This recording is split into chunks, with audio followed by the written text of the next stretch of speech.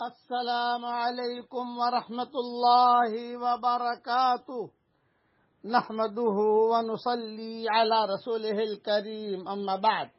آج کا سبق سن لیجئے۔ آج کے سبق کی سرخی ہے نماز سے دوستی کیجئے، پارٹ نمبر 39۔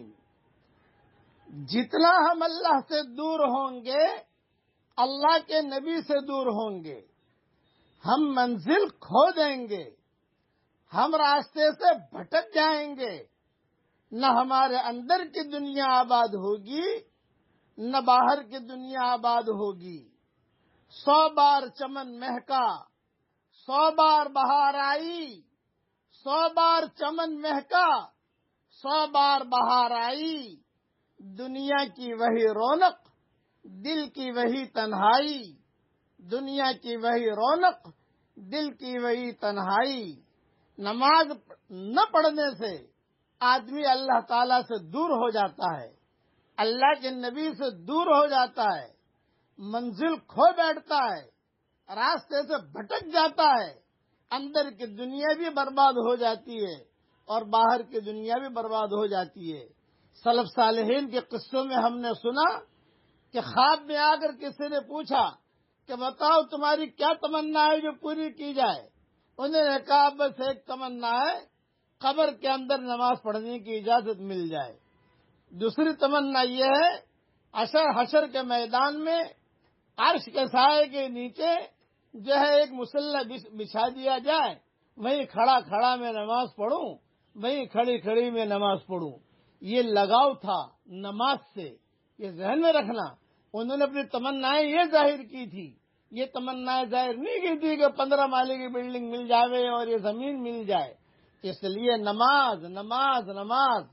سلف صالحین کا یہ بھی معمول تھا، کہیں پر بھی نکاح کا جو پیغام رکھتے تھے اپنے بچوں کے لیے بچیوں کے لیے، تو اس وقت میں جو دیکھتے تھے سب سے پہلے یہ دیکھتے تھے یہ نماز پڑھتی ہے کہ نہیں پڑھتی، یہ نماز پڑھتا ہے کہ نہیں پڑھتا۔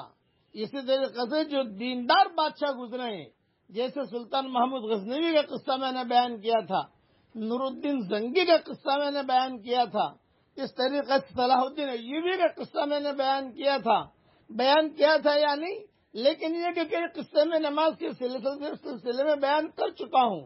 وہ یہ دیکھتے تھے کہ بھئی یہ لوگ نماز پڑھتے، میری بیوی نماز پڑھتی ہے کہ نہیں پڑھتی، باقاعدہ نگرانی رکھی جاتی تھی۔ اس لیے اپنی اولاد کی بھی نگرانی کیجیے کہ وہ نمازی ہے کہ نہیں ہے۔ نماز اگر ہوگی یہ نماز کئی گناہوں سے روک دے گی، یہ نماز کئی فحش باتوں سے روک دے گی، لیکن نماز ہونی چاہیے، صرف سر سے اترنے والی چیز نہیں۔ ہمارے ایمان جو ہے اس کا ایک عامل بہت وزنی ہے، بہت قیمتی ہے، بہت طاقتور ہے۔ کلمہ دیکھ لیجیے آپ، صرف کلمہ ایک پلڑے میں رکھ دو، ساری دنیا کی چیزیں ایک پلڑے میں رکھو، یہ کلمے والا پلڑا جو ہے وہ جھک جائے گا، وزنی ہے، طاقتور ہے۔ اسی طریقے پر نماز ہے کہ یہ بھی طاقتور ہے۔ میرے والد صاحب رحمۃ اللہ علیہ کو میں نے دیکھا، کوئی حالات آتے تھے تو کہتے تھے کہ بس بیٹا تہجد میں اٹھ کر میں اللہ سے بات کر لوں گا، تم سو جاؤ بے فکر ہو کر۔ یہ تو میرے والد صاحب رحمۃ اللہ علیہ سے میں نے بارہا سنا ہے، بس بیٹا کوئی بات نہیں، اب تو 5 گھنٹے دیر ہے، تہجد میں اٹھ کر میں اللہ سے بات کر لوں گا۔ اس لیے میری بات یاد رکھنا، جتنا ہم اللہ سے دور ہوں گے، اللہ کے نبی سے دور ہوں گے، ہم منزل کھو دیں گے، ہم راستے سے بھٹک جائیں گے، نہ ہماری اندر کی دنیا آباد ہوگی نہ باہر کی دنیا آباد ہوگی۔